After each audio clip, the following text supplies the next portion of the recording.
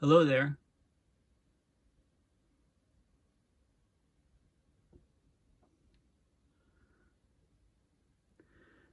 Hello, I'm Paul Beckwith. One of the very important things that we should always do is to ask questions. And asking questions is very important about many aspects of the world today. But in this video, I'm going to ask a basic question, and I'm going to define something called the death lag rate, or death lagged rate, DLR. Okay, I just made up that term, so you probably haven't heard of it. Well, you wouldn't have unless you can read my mind. So the question I'm asking is, as of now, there's been over 10,000 people killed, murdered in Gaza Strip, and that includes, at least 4,000 kids. There's many babies. We've all seen the images of the horror and destruction of people getting their bodies torn apart, of people being buried in the rubble, etc. And I won't call it a war. It's basically a massacre. Okay, so the question is for every person that has died so far, how many people can we expect to die in the future? And let's talk about, say, the next 20 years, because I have data on 20 years after an event and how many people get killed. And that data is from 9/11. Okay, so 3 buildings came down on 9/11. There was a lot of rubble and pulverized concrete. And of the first responders and survivors, there's death rates that have been recorded over 20 years from health effects that are directly due to breathing in the pulverized rubble from buildings 20 years later. And I'll give you the bottom line is that about 3,000 people were killed that day, that horrifying day of 9/11, from the buildings coming down, being destroyed by terrorists. Okay, and since then, more people have died by a factor of at least 1.5. So at least 4,500 people have died in the 20 intervening years since 9/11 because of the health effects from breathing in this pulverized concrete and buildings. Okay, and you have to look at the number of people that were exposed. And basically, roughly, of the number of people that were exposed, by my best estimate, please research this. Now I brought up the topic, and, comment, let me know your best estimates. But, there may be 50,000 people exposed. So, 4,500 dying of environmental effects since then. Let's call it 10%. Okay, that's with 3 buildings brought down. Now let's talk about Gaza City. Okay, how many buildings have been brought down? 11,000, 15,000. I've seen numbers as high as 20,000 buildings destroyed by bombs, pulverized. Look at the number of people exposed. Well, there's 2 million people in Gaza. If 1 million people have been exposed, then 10% of that is 100,000 people. Okay, so the numbers are horrifying, and I haven't seen anything mentioned in the news, which is why I'm doing this video. People are not considering the longer term effects, health effects on people's lives that are exposed to all of this bombing. If you survive the initial carnage, it doesn't look very good for your future. There's heart disease, respiratory disease, all kinds of effects, negative health effects that hit you when you're exposed to this dust from the bombing from the pulverized buildings. So, and that's if the war was to stop now. Okay, so my best estimate is that in the next 20 years, we're going to have something like 100,000 people that have been exposed to this bombing dying. Maybe the number is as high as 200,000. okay? But it's a horrifying number because of the large number of people in Gaza, which is about 2.1 million. You know, if you assume maybe half of them have been exposed to inhaling pulverized rubble, then, you know, that's 1 million. 10% of that is 100,000. You know, the carnage is still going on. The bombing is still continuing. And it's very important that world leaders and the general public recognize that it's not just the gory scenes of people that are dying today, but over the next 10 to 20 years, we're going to get massive increases, large numbers of people dying as a direct result of what Israel is doing in Gaza City today. It's very important. The science is clear. So I'm going to guide you through some of the 9/11 papers, and then we'll look at some of the up-to-date numbers on the number of people that are dying in Gaza and the number of buildings destroyed. And I'd like you to make your own estimate. I'd be very happy to be wrong, but I would say that call it the DLR, the death lag ratio, is probably something like, you know, 10 to 1, maybe even 20 to 1. 10 to 1 would be 100,000 deaths over the next 20 years because of the bombing that's been done thus far. You know, higher end would be 200,000 people. We're talking about massive casualties of people. And these are horrifying deaths. You know, they don't happen instantly. They happen over time as health deteriorates due to cancers, leukemias, et cetera, et cetera. So let's look at the data. You know, don't take my word for it. I'm just the messenger bringing you this information because I haven't seen this anywhere in the news, anything I've read. Okay, so let's start at the beginning. Right here. Right here, actually. Okay, so this came out fairly recently. 20 years later, it's from asbestos.com. 20 years later, the lingering health effects of 9/11. I should point out, well, let's just go with the article. A lot of things to talk about. There's a lot of other factors. Obviously, the 9/11 responders are adults, mostly young men, firefighters, policemen. You know, babies don't have fully developed lungs. Kids don't have fully developed lungs. So when they inhale this pulverized rock, the health effects on them is much, much more severe than it would be on an adult male or an adult female. Also, very old people, you know, aren't first responders. The effects of them inhaling all of this pulverized stuff is much, much worse than it is for a young, healthy person with healthy lungs breathing in the stuff. You know, a young man in his 20s, say, one of the first responders. Okay, so there's all of these other effects which make it far, far worse.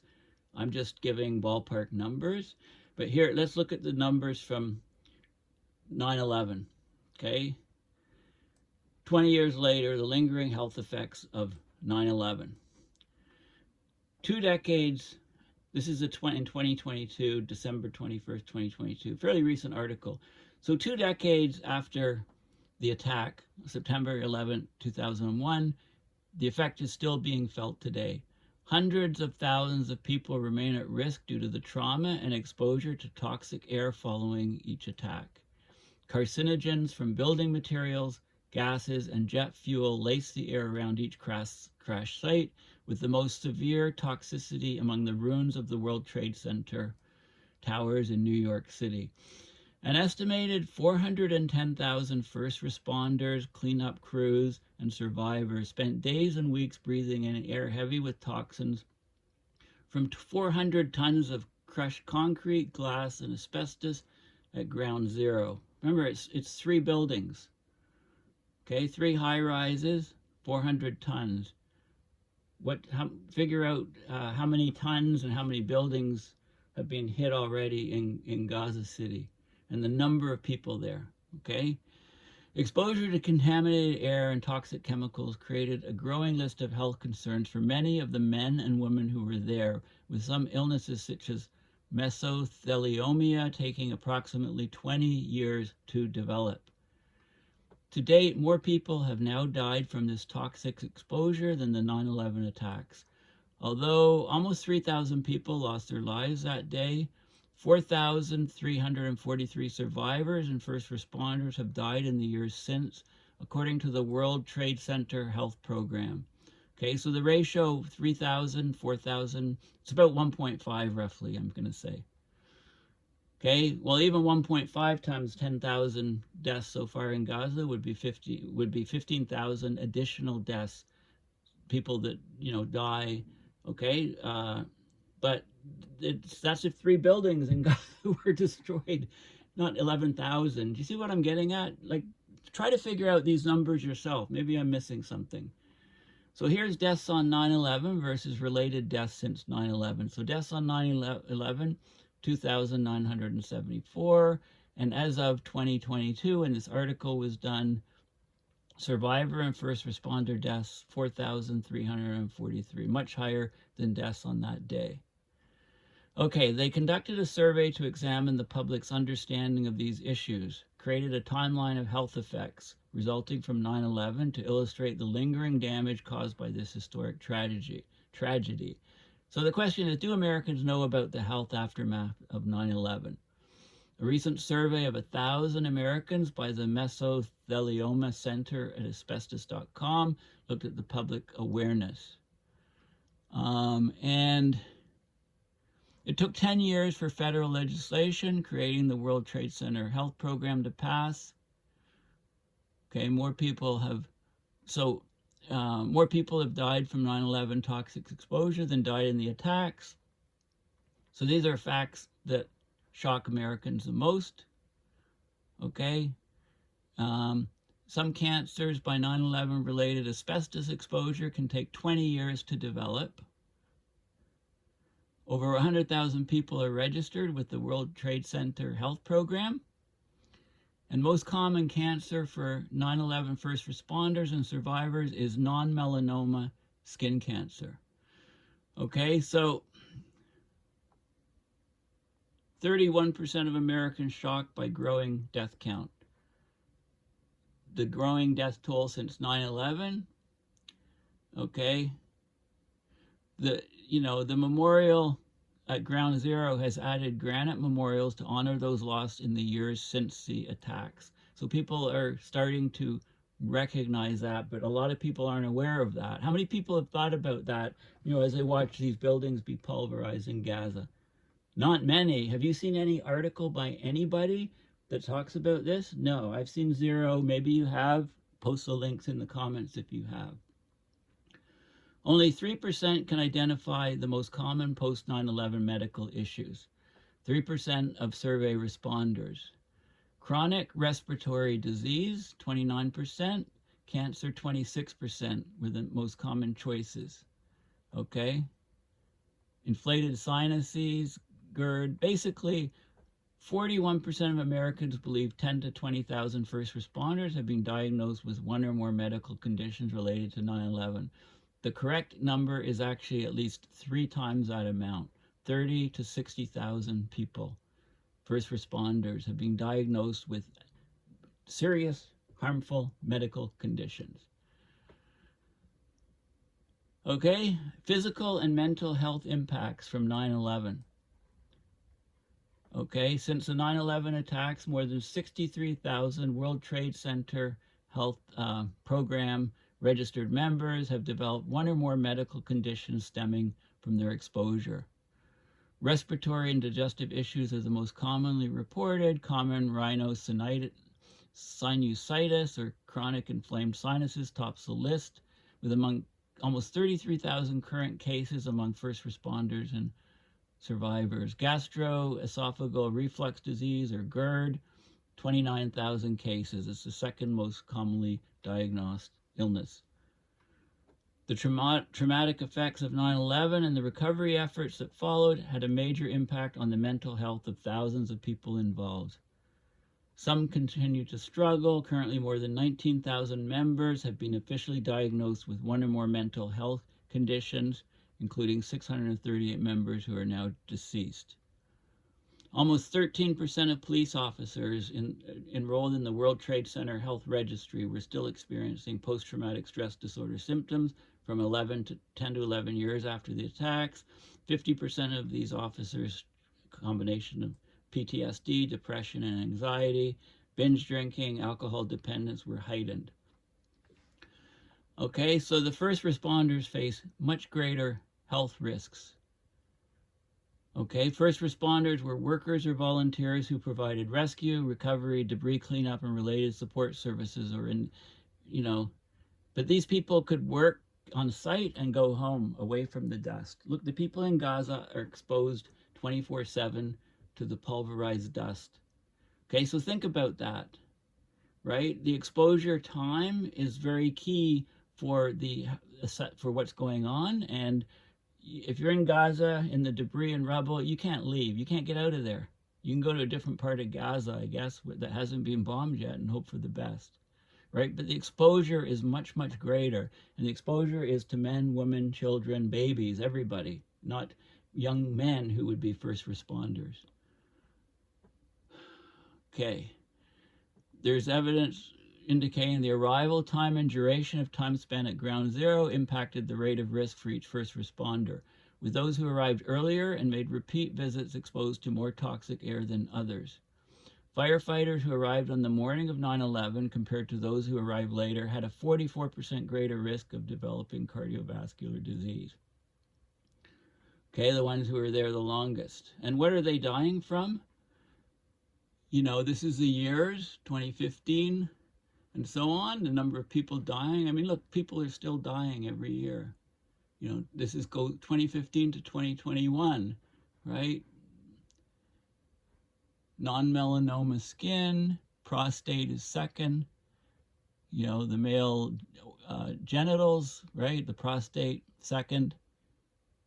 Melanoma of the skin, lymphoma, thyroid, lung bronchitis, kidney, leukemia, colon, and bladder, right? These are painful, excruciating deaths, which really lower the quality of life of a person, for many, many years before they actually die. Okay? Respiratory diseases and cancer have caused the most deaths among first responders over the past 20 years.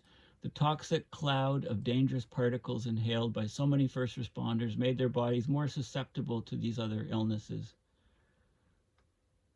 Okay, timeline of health issues since 9/11. So you can just say the 20-year progression of Gaza bombings by Israel, and you could do the same sort of chart. So here's what we can expect to happen.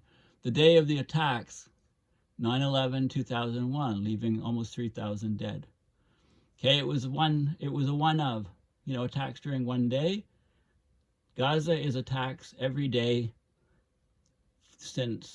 for a month, right? And it's still going on. So you can see, if you're going to compare the deaths we can expect over the next 20 years from Gaza, all of these factors make it far, far higher, the death lag ratio, than what we have at 9/11. All right, it's just logic. I mean, do your own calculations. 1 to 60 days, major complaints of ear, nose, and throat, respiratory issues begin pouring in. If you were exposed to wildfire smoke in Canada or the US or Europe or wherever, you know how uncomfortable it is. New York City blanketed by toxic smoke from Canada for a day or two. Okay, Gaza's having 30 days of this stuff. It's hell on earth. How can any decent world leader support the continuing Israeli massacre of people there and the exposure to all this toxic dust that they're seeing? It's just crazy. How come this isn't making the news? The lag effects, the death lag ratio. 1 to 99 days, toxic clouds from smoldering jet fuel and building materials settle over New York City. Okay, 1 to 6 months, early signs of mental health struggles such as PTSD and anxiety develop. 5 to 9 months, deceased fetal birth weights for babies, pregnant women impacted by 9/11. There's something like 20,000 women in Gaza who are pregnant, expecting babies soon. right? If those babies survive being born, with hospitals without power, food, water, it's worse. You can clearly see, but what's happening in Gaza is just unfathomably harsh. It's total revenge. It's nothing to do with defense from Israel. Israel is just they have to be stopped by the world because their leaders are not willing to stop themselves. Right? It's pathetic. 2 to 8 years, respiratory illnesses start to increase. 2 to 10 years, cancer diagnoses begin to rise with cases of skin, prostate, lung, and thyroid cases. 2 to 10 years, drug and alcohol abuse among survivors and first responders grows. Chronic post-traumatic stress disorder. 2 to 16 plus years, rates of cardiovascular disease steadily increase. 11 to 20 plus years, cancer latency. The time between toxic exposure and signs of cancer brings new diagnoses decades after the attacks, including mesothelioma and male breast cancer. Okay, so this is all outlined really clearly in this chart, and we can expect an exactly similar chart to the people in Gaza, to the Palestinian people in Gaza. Okay, and they talk about so the day of the attack. So what's on this chart is all outlined here. The toxic cloud, blend of soot, in the case of 9/11, from fires burning off jet fuel and other chemicals, the dust of pulverized building materials such as glass, metal, and asbestos. On September 13th, an Environmental Protection Agency administrator mistakenly claimed there appeared to be no significant levels of asbestos in the air in New York City, creating a false sense of safety. Ground Zero smoldered until December 19th, releasing dangerous fumes the entire time. 7 to 60 days after the attacks, immediate effects. Ear, nose, and throat irritations, respiratory issues. Within a month, almost 50% of residents surveyed from the areas closest to the World Trade Center admitted to having experienced nose, eye, and throat irritation. 1 to 6 months, early signs of PTSD. With more than 400,000 people exposed to the trauma of the attacks, recovery efforts in the toxic environment, PTSD became a common diagnosis. We're talking about 2.1 million people in Gaza. There's 5 times more people in Gaza that are being exposed to the trauma of these attacks. Okay, one study of Manhattan residents revealed that almost 60% of participants had experienced at least one PTSD symptom within the first month following the attacks. Most common symptoms were insomnia and intrusive memories. 5 to 9 months after the attacks, the youngest survivors, pregnant women exposed to the airborne contaminants and trauma of 9/11 were more likely to deliver babies with reduced birth weight and experience shorter gestational periods, being born early. This is consistent with birth outcomes after intensely stressful events. 2 to 8 years after the attack, respiratory issues continue to increase. They're still getting worse 2 to 8 years after. Right? Asthma rates steadily increased among those exposed to the toxic cloud around Ground Zero. Of residents who participated in the World Trade Center Health Registry, 8% were newly diagnosed with asthma 5 to 6 years after 9/11. 2 to 10 years after the attacks, cancer diagnoses begin. Do you hear any medical people talking about this? I don't. The only thing I heard about the Israeli medical people is 100 doctors signed a petition saying that people in Gaza should be completely and utterly wiped out. And that just happened a day ago or yesterday. Like they know the long-term effects that it's going to happen to these people. Or if they thought about it for a second, they know. I mean, they don't consider the Palestinian people human beings. That's genocide. I mean, anyway. So leukemia, prostate, and thyroid cancer rates increase among first responders. 9/11 police officers and recovery workers face 41% higher risk of leukemia, 219% increased risk of thyroid cancer. 2 to 10 years after the attack, substance abuse and mental health struggles, right? PTSD, depression, anxiety, substance abuse. 2 to 16 plus years after the attacks, higher rates of cardiovascular disease. So the toxic dust exposure damages the heart and blood vessels surrounding it. High levels of exposure have been directly linked to heart disease-related mortality. 11 to 20 years after the attack, cancer cells lying in wait. This is minimum cancer latency time. So day of exposure here, 0.4 years later, you're talking about leukemias and lymphomas. 2.5 years later, thyroid cancers. 4 years, all other solid cancers. And if you survive all those, 20 years later, you can get mesothelioma, cancer in the lungs, and that'll finish you off. So some cancers take more time than others to incubate in the human body. Longer latency times, like the mesotheliomas, mean that cases have only just started to trickle in. For example, the first death from 9/11 related pleural mesothelioma occurred in 2006, the second death in 2020. It takes a long time for those to exhibit. Okay, advocating for support of 9/11's ongoing victims, and so on. Okay, so these are the facts, right? All that pulverized concrete from 9/11 has caused horrendous health effects that are still ongoing 20 years later. Okay, let that sink in.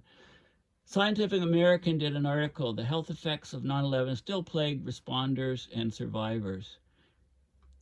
Right, and it divides up the body into different components. So there's thyroids, leukemia, all cancers, prostate, kidney. Right, I mean, nearly 3,000 people died during the deadliest terror attack in world history. But up until then, but I think the deadliest terrorist attack in world history is now what the Israelis are doing to these people in Gaza. I mean, if you're on one side, you'll call it terrorist. If you're on the other side, you'll call it a self-defense or whatever. But, if you're an alien looking down on the earth, this is terrorist. This is much, much worse than 9/11. But in the 2 days since then, 2 decades since then, the number of deaths among survivors and responders who spent months inhaling the noxious dust, chemicals, fumes, and fibers from the debris have continued creeping up. Researchers have identified more than 60 types of cancer and about 24 other conditions that are linked to ground zero exposures. As of today, at least 4,627 responders and survivors enrolled in the World Trade Center Health Program have died. This article is from, September 10th, 2021. So it's prior to the last article that I just showed you. Okay, top 10 medical conditions among living 9/11 responders and survivors.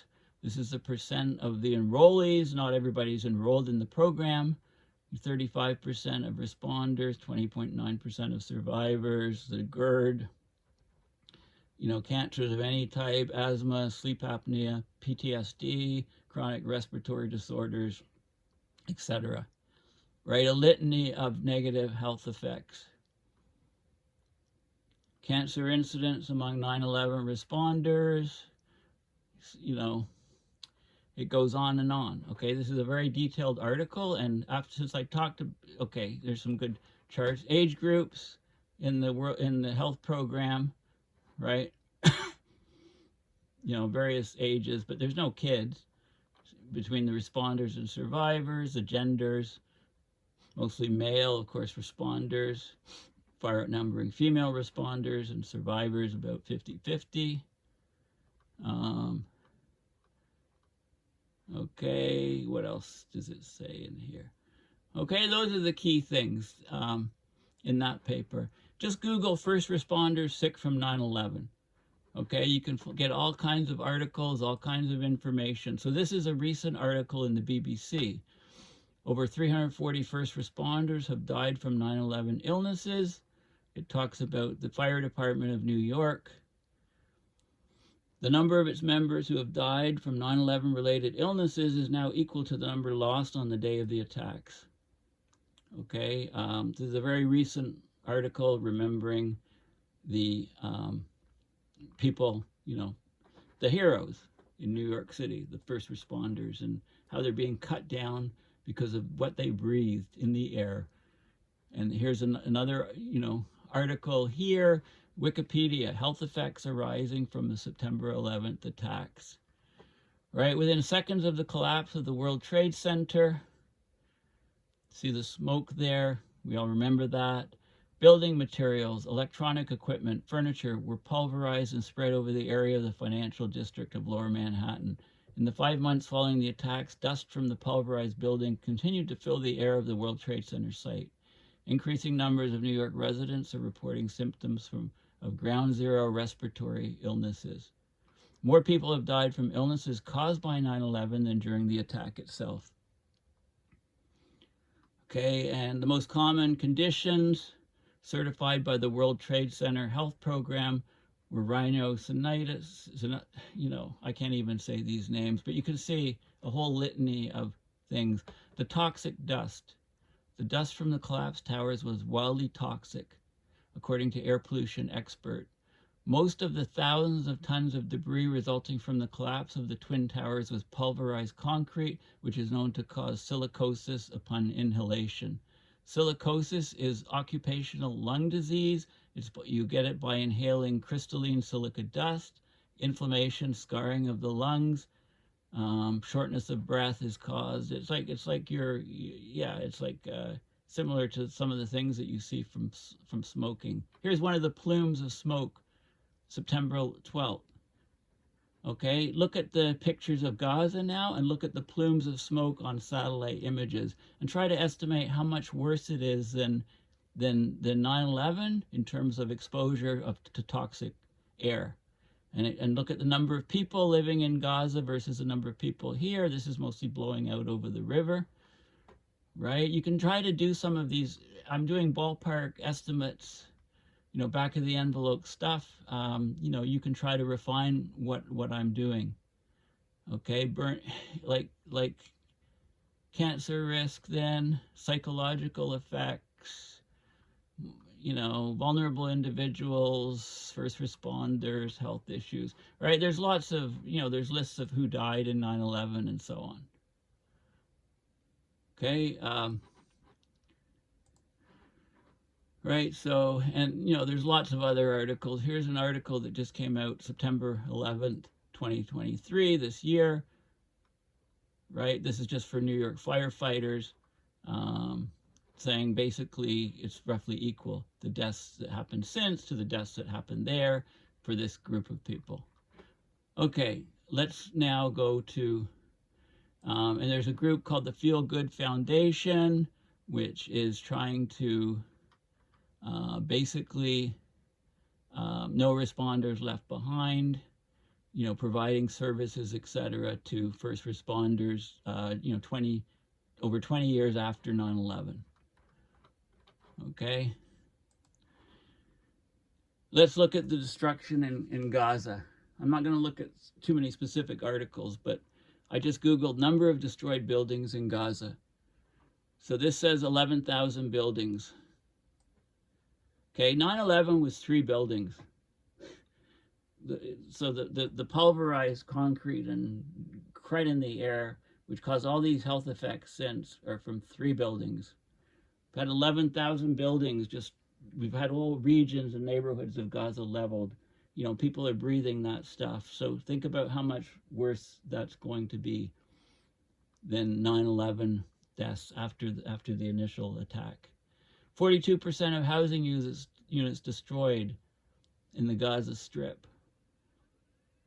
22,600 residential units. This was October 13th. Okay. 752 buildings, October 12th, mapping the destruction of Gaza. More than 1,000 craters. Okay, death toll passes 10,000 people.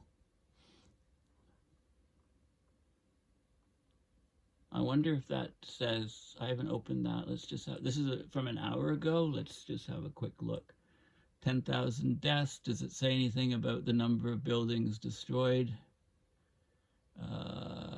Number of houses, structures.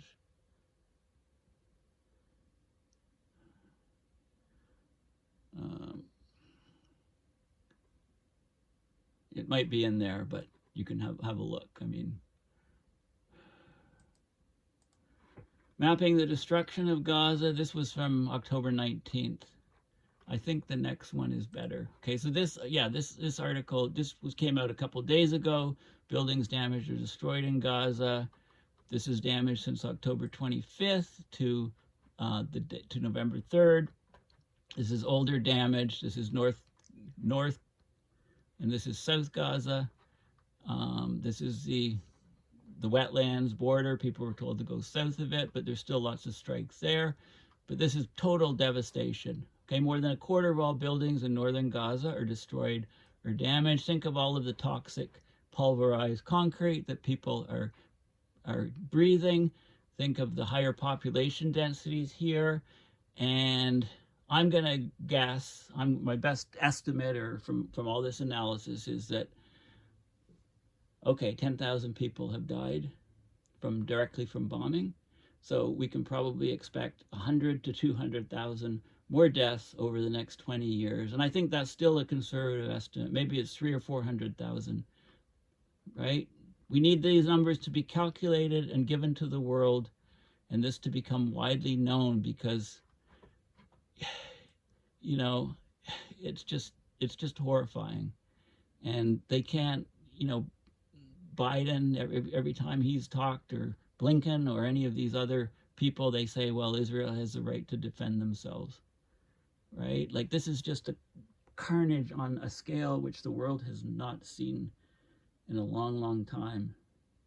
And it's very important for people to understand that the people that are dying directly from bombs is likely only, 10%, 5% of the number of people that will die directly as a result of what's going on today within the next few decades. So thanks for listening. Please try to calculate your own numbers. Try to estimate yourself, and you'll be horrified like I am with the numbers. But I haven't seen, like I said, I haven't seen mainstream media anywhere. I haven't seen anybody talking about this.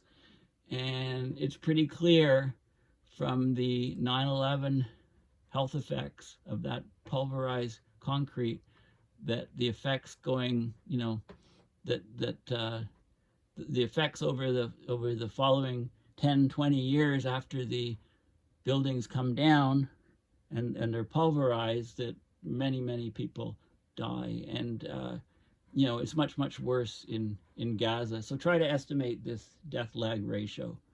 I'm saying my best guess is 10 to 20. And 10,000 people have died. So we're talking about 100 to 200,000 people at least dying within the next couple decades due to Israel's bombing of this place. And these are, the number of kids involved is just phenomenally high. So there's a lot of factors making what's happening now, affecting the death lag ratio, if you like, to be much, much worse than what we've seen from data from 9/11. So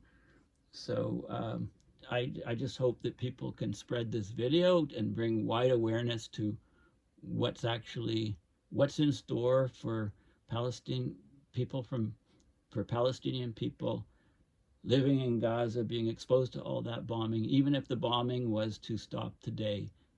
Okay, even if it was to stop today, but who knows how long it will go on for. Anyway, thanks for listening, and bye for now.